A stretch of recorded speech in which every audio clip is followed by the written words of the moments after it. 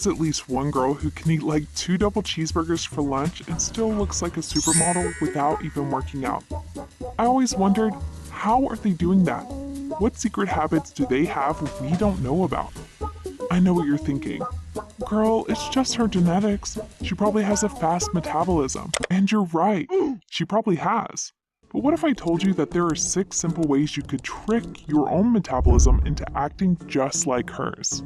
I made it my mission to find out how people like her can eat anything they want and still lose weight. Now, did all of the things I found bring results? Absolutely not. But that's why I'm here, so you don't waste your time and just get straight to what actually works. But first, let's talk a little bit about the science behind all this so you can actually understand what your body is doing.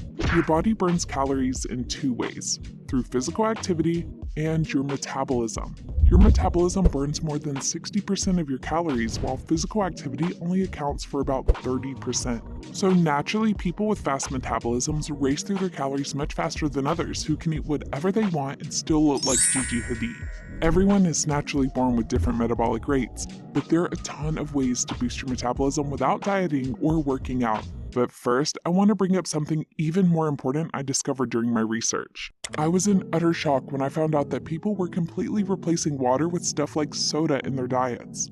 Your body actually only responds to one liquid only, and that's water.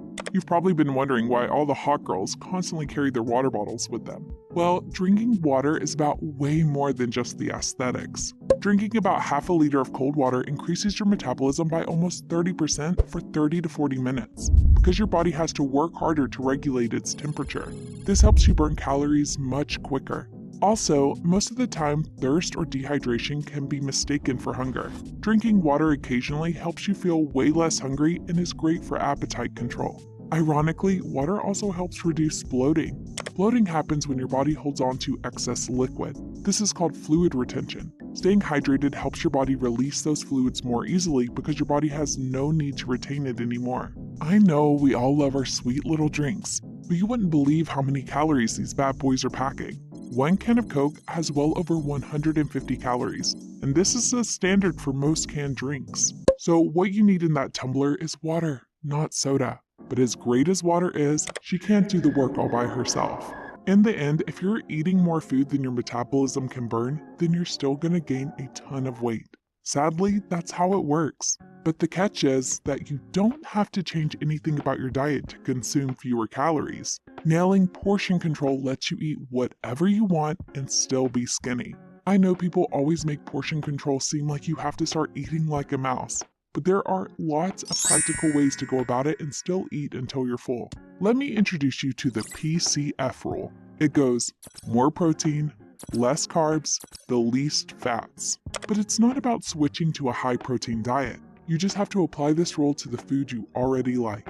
Proteins contain way less calories and help you feel full faster.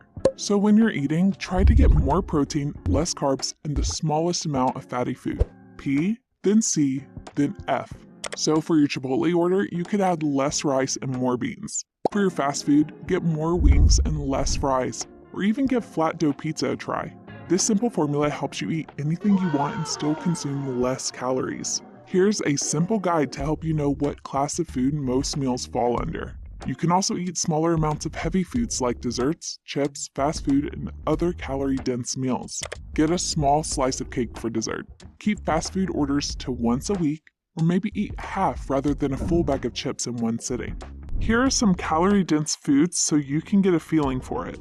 When your diet consists of healthy, homemade meals more than unhealthy, greasy food, you'll automatically consume fewer calories without the pressure of a tedious diet. But relax, you don't have to follow a strict or unrealistic calorie limit. Keeping your intake anywhere between 2,500 to 3,000 calories works just fine for maintaining a healthy figure.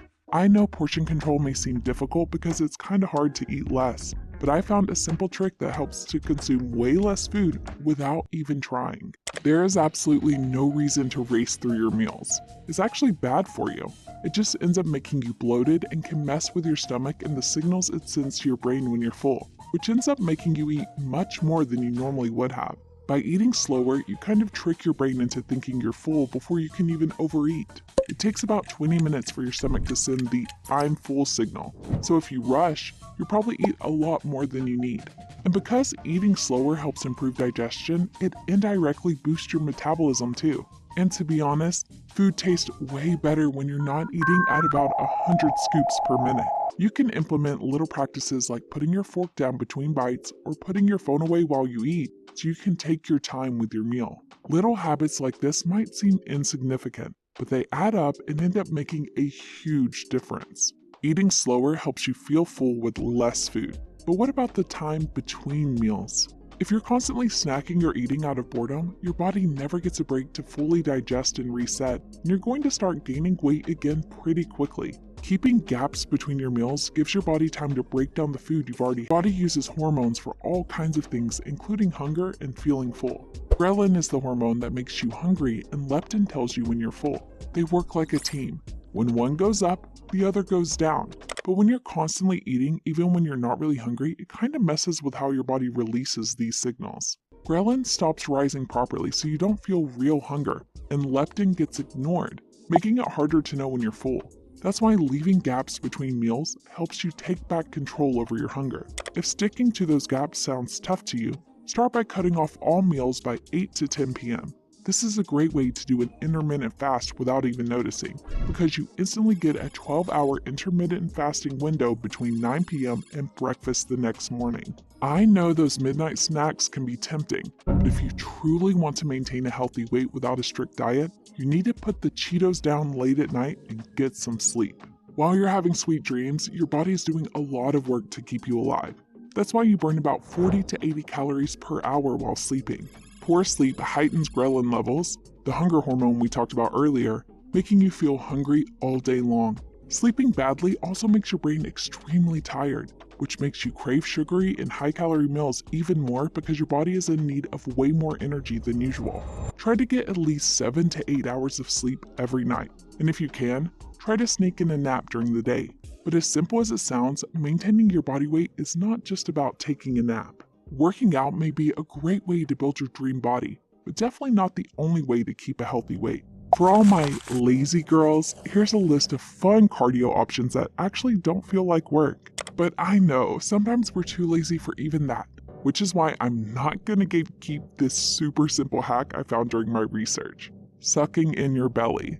We often do it subconsciously, but did you know that it really tenses up your abdominal muscles? You're kind of activating these muscles, keeping them engaged, sucking in your belly. We often do it subconsciously, but did you know that it really tenses up your abdominal muscles? You're kind of activating these muscles, keeping them engaged even when you're just standing or sitting. It's a super simple way to keep your core active while doing full-on exercises. If you want to take it a step